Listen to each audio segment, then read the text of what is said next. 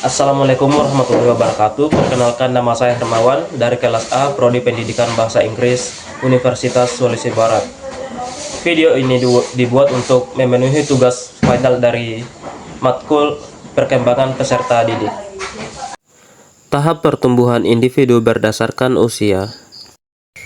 Pertumbuhan individu merujuk pada perubahan fisik yang berlangsung secara bertahap seiring bertambahnya usia. Dalam proses kehidupan, manusia melalui tahapan-tahapan perkembangan yang telah dikategorikan oleh para ahli.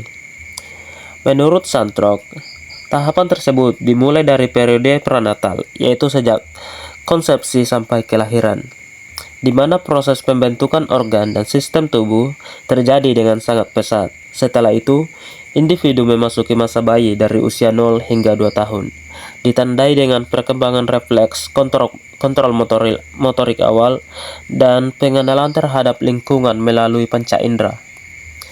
Tahap berikutnya adalah masa kanak-kanak awal, yaitu dari usia 2 hingga 6 tahun, ketika anak mulai berkembang dalam aspek fisik dan kognitif, serta mulai menunjukkan kemampuan berbicara, bergerak aktif, dan bersosialisasi.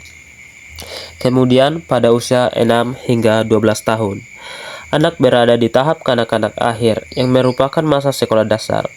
Di tahap ini, kemampuan akademik dan sosial berkembang lebih kompleks.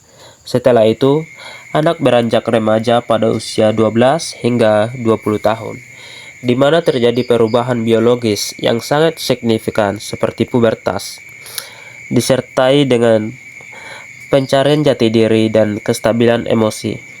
Selanjutnya adalah masa dewasa awal, 20 sampai 40 tahun, di mana seseorang mulai fokus pada kehidupan sosial yang stabil seperti membangun karir dan hubungan. Masa dewasa madya, 40 sampai 60 tahun, merupakan periode refleksi dan produktivitas seperti membina keluarga dan memberikan kontribusi kepada masyarakat. Akhirnya, individu memasuki masa lanjut usia di atas 60 tahun, yang menjadi waktu untuk merefleksikan hidup secara keseluruhan, menerima pencapaian diri, atau mengalami penyesalan bila ada tugas perkembangan yang belum terpenuhi. Tugas perkembangan individu berdasarkan tahapan usia. Tugas perkembangan adalah tanggung jawab yang harus dicapai oleh individu pada setiap tahapan usianya, agar dapat tumbuh dan berkembang secara optimal, baik secara fisik, sosial, maupun emosional. Teori yang sangat relevan dan mendalam mengenai hal ini dikemukakan oleh Erik Erikson dalam bentuk 8 tahap perkembangan psikososial, dimulai dari tahap pertama, yaitu pada usia 0 hingga 1 tahun. Individu belajar untuk membentuk rasa percaya diri terhadap lingkungannya melalui hubungan yang hangat dengan orang tua. Jika kepercayaan ini tidak terbentuk, anak bisa tumbuh dengan rasa tidak aman.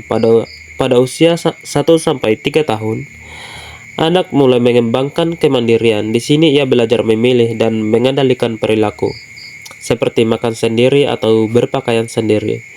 Kegagalan pada tahap ini bisa memunculkan rasa malu dan ragu terhadap kemampuan diri. Pada usia 3 sampai 5 tahun, anak memasuki fase inisiatif, di mana ia mulai aktif berinisiatif dalam bermain dan bertanya. Jika terlalu sering ditegur, anak bisa merasa bersalah karena dianggap terlalu banyak bertanya atau bertindak. Selanjutnya di usia 6 sampai 11 tahun, anak memasuki masa industri, yaitu tahap di mana ia belajar menjadi produktif dan berprestasi. Jika gagal, anak bisa merasa rendah diri. Dan selanjutnya yaitu remaja berusia 12 sampai 18 tahun. Menghadapi krisis identitas, yaitu saat mereka mulai bertanya tentang jati dirinya dan peran sosialnya. Setelah itu, pada usia dewasa awal, 19 sampai 40 tahun, seseorang mulai mencari keintiman atau hubungan yang dekat dan bermakna. Dan jika gagal, ia bisa merasa terisolasi secara emosional. Lalu pada masa dewasa madya, 40 sampai 65 tahun, Individu terdorong untuk produktif dan memberikan kontribusi bagi generasi selanjutnya. Jika tidak, ia akan merasa stagnan. Akhirnya, di masa lanjut usia 65 tahun ke atas, seseorang merefleksikan hidupnya dan membentuk integritas, yaitu menerima hidup dengan damai, atau mengalami keputusasaan karena penyesalan yang belum terselesaikan. Dua jenis teori perkembangan menurut para ahli. Dalam memahami bagaimana manusia berkembang, para ahli telah merumuskan teori-teori perkembangan yang sangat berpengaruh. Dua di antaranya yang sangat penting adalah teori kognitif dari Jean Piaget dan teori psikososial dari Erik Erikson. Jean Piaget melihat perkembangan sebagai proses bertahap dalam kemampuan berpikir dan memahami dunia. Ia membagi tahap perkembangan kognitif anak menjadi 4. Tahap sensorimotor dari usia 0 sampai 2 tahun, di mana anak belajar melalui pengalaman langsung dengan indera dan gerakan tubuh. Tahap praoperasional dari usia 2 sampai 7 tahun, saat anak mulai menggunakan simbol dan bahasa namun belum memahami logika. Tahap operasional konkret 7 sampai 11 tahun, ketika anak mulai berpikir logis namun masih pada hal-hal konkret. Dan tahap operasional formal 12 tahun ke atas, di mana anak sudah dapat berpikir abstrak, logis, dan kritis terhadap ide-ide kompleks. Sementara itu, Erik Erikson melihat bahwa perkembangan manusia sangat dipengaruhi oleh hubungan sosial dan interaksi dengan lingkungan. Ia merancang 8 tahapan psikososial sepanjang kehidupan manusia, yang masing-masing mengandung tantangan atau krisis yang harus dihadapi, seperti membangun kepercayaan, mencari identitas, membentuk hubungan intim, hingga menerima hidup secara utuh. Kedua teori ini sama-sama menekankan pentingnya tahap-tahap perkembangan, namun fokusnya berbeda. Piaget lebih menyoroti aspek kognitif atau kemampuan berpikir anak, sementara Erikson menekankan pada aspek sosial dan emosional. Materi multiple intelligence. Teori multiple intelligence atau kecerdasan majemuk dikembangkan oleh Howard Gardner dan menjadi salah satu landasan penting dalam dunia pendidikan modern.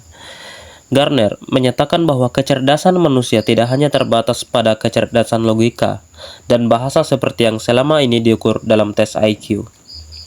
Setiap individu memiliki 8 hingga 9 jenis kecerdasan yang berbeda, dan setiap kecerdasan itu penting dan memiliki fungsi tersendiri. Misalnya, seseorang yang pandai dalam berhitung memiliki kecerdasan logis, matematis, sementara yang suka menulis cerita memiliki kecerdasan verbal linguistik. Selain itu, ada juga kecerdasan musikal bagi yang peka terhadap nada dan irama, kecerdasan visual spasial untuk memahami arah dan bentuk, serta kecerdasan kinestetik untuk mereka yang terampil menggunakan tubuh seperti penari atau atlet. Ada juga kecerdasan interpersonal untuk mereka yang pandai berinteraksi sosial, dan kecerdasan intrapersonal untuk mereka yang mengenal dirinya dengan baik. Selain itu, kecerdasan naturalis dimiliki oleh orang-orang yang peka terhadap lingkungan dan alam, serta kecerdasan eksistensial untuk yang gemar merenung dan berpikir tentang makna hidup. Penerapan teori ini dalam pendidikan sangat penting karena memungkinkan guru untuk memahami potensi unik setiap siswa. Dalam proses belajar, guru dapat menyesuaikan strategi pembelajaran agar siswa dapat menunjukkan kemampuan terbaiknya sesuai kecerdasan yang dominan.